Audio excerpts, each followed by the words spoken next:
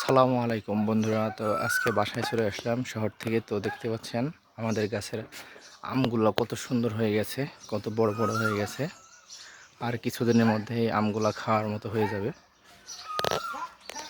এই যে দেখতে পাচ্ছেন আম গাছে কি সুন্দর হয়ে ধরে আছে।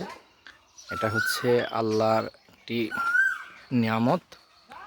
দেখেন বন্ধুরা কত সুন্দর হয়ে আমগুলা ধরে আছে গাছে।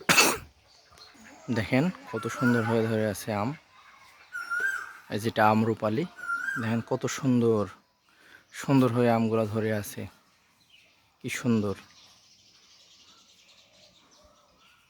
আরও দেখাও আপনাদের, দেখেন কত সুন্দর হয়ে আম ধরে আছে বন্ধুরা। এটা হচ্ছে আমার বাসার সামনে, শুধু আম আর আম, আম আর আম হয়ে আছে। তো এই ছিল আজকের ভিডিও। ভালো থাকবেন সবাই, আল্লাহ হাফেজ।